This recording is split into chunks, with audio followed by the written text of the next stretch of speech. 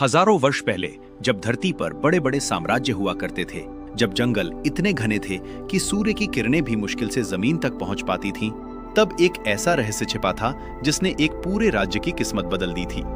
ये कहानी है साहस, सत्य, मित्रता और लालच पर विजय की। बहुत समय पहले आर्यावर्त के मध्य में स्वर्णपुर नाम का एक समृद्ध राज्य था। वहां की नदियां निर्मल जल से भरी रहती थीं, खेत लहलहाते थे और लोग सुखी जीवन जीते थे। उस राज्य के राजा न्यायप्रिय थे, लेकिन अब वे वृद्ध हो चुके थे।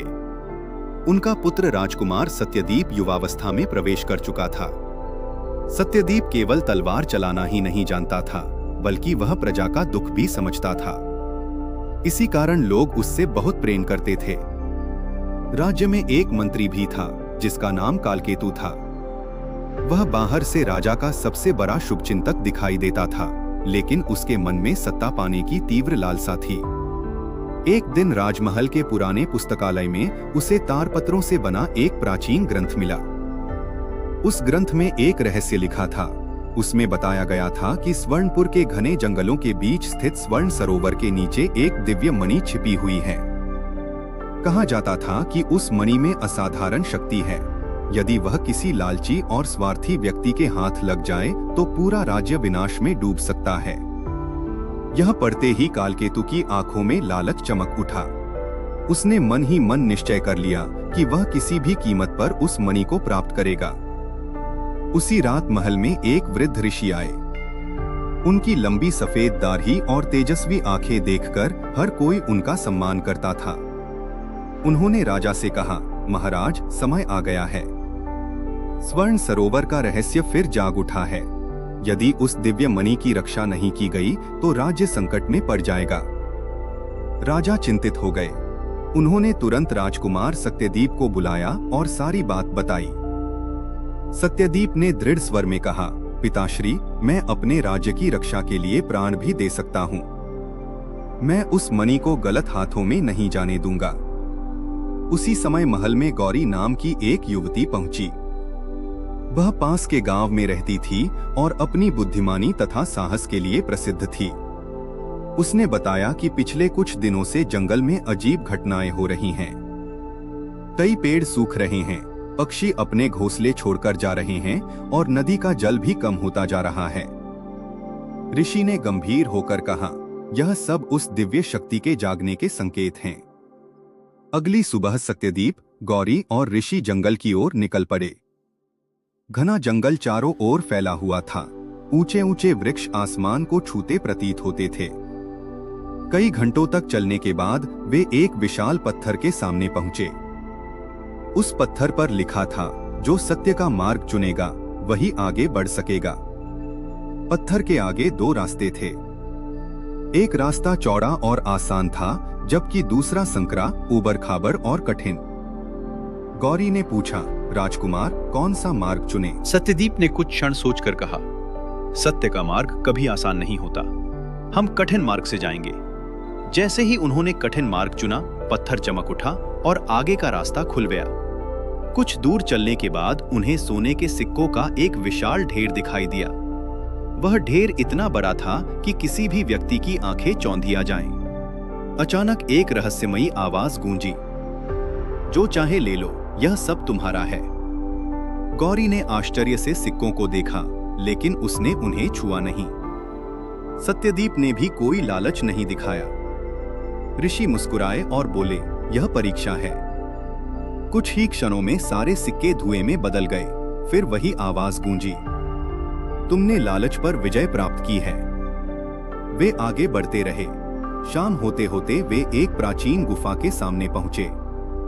गुफा का द्वार बंद था और उस पर 3 प्रश्न लिखे हुए थे। पहला प्रश्न था, सबसे बड़ी शक्ति क्या है? गौरी ने उत्तर दिया, ज्ञान। द्वार का एक भाग खुल गया। दूसरा प्रश्न था, सबसे बड़ा शत्रु कौन है? सत्यदीप ने उत्तर दिया, मनुष्य का अहंकार। द्वार का दूसरा भाग भी खुल गया। तीसरा प्रश्न था, सबसे बड़ा धन क्या है? ऋषि ने कहा, सदाचार और अच्छे कर्म। तुरंत पूरा द्वार खुल गया। गुफा के भीतर प्रवेश करते ही वे आश्चर्यचकित रह गए। उनके सामने एक विशाल सरोवर था जिसका जल सोने की तरह चमक रहा था। सरोवर के मध्य में एक कमल खिला हुआ था और उस कमल पर दिव्य मणि रखी हुई थी। जैसे ही सत्यदीप आगे बढ़ा, पीछे से एक तेज आवाज आई, रुको। यह कालकेतु था। वह अपने कुछ सैनिकों के साथ वहां पहुंच चुका था। उसकी आंखों में लालच साफ दिखाई दे रहा था। यह मणि मेरी है, उसने चिल्लाकर कहा। सत्यदीप ने उसे समझाने का प्रयास किया, लेकिन कालकेतु किसी की बात सुनने को तैयार नहीं था। वह दौड़कर कमल तक पहुंचा और मणि उठाने लगा। जैसे ही उसके हाथ मणि से स्पर्श हुए, पूरा सरोवर तेज प्रकाश से भर गया। गुफा कांपने लगी। कालकेतु दर्द से चिल्लाने लगा। उसकी शक्ति धीरे धीरे समाप्त होने लगी। वह जमीन पर गिर पड़ा। उसे समझ में आ गया कि यह मणि किसी लालची व्यक्ति को शक्ति नहीं देती। डर और पश्चाताप से भरा कालकेतु बोला, मुझे बचा लो, मैंने बहुत बड़ी गलती की है। गौरी ने कहा, इसने राज्य के साथ विश्वासघात किया है। लेकिन सत्यदीप ने उत्तर दिया, सच्चा वीर बदला नहीं लेता। वह आगे बढ़ा और कालकेतु की सहायता की। उसी समय ऋषि ने कहा, यह मणि शक्ति प्राप्त करने का साधन नहीं है। यह मनुष्य के हृदय की परीक्षा लेने के लिए बनाई गई है। जो स्वार्थी होगा वह इसकी शक्ति के सामने टिक नहीं पाएगा। इतना कहते ही मणि आकाश में उठ गई। उससे हजारों प्रकाश किरणें निकली और पूरे राज्य में फैल गईं। सूखे पेड़ फिर से हरे हो गए, नदियां जल से भर गईं।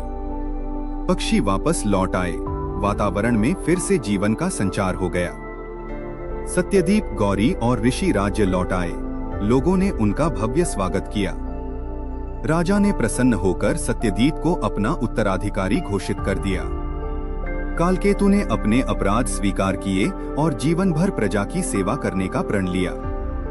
गौरी को राज्य की मुख्य सलाहकार बनाया गया क्योंकि उसकी बुद्धिमानी ने पूरे अभियान में महत्वपूर्ण भूमिका निभाई थी। समय बीतता गया। सत्यदीप के नेतृत्व में स्वर्णपुर और भी समृद्ध होता गया। लोग सुख और शांति से रहने लगे। और आज भी कहा जाता है कि यदि कोई व्यक्ति सत्य, ज्ञान और सदाचार का मार्ग अपनाता है तो उसके जीवन में भी एक अदृश्य स्वर्ण सरोवर अवश्य प्रकट होता है।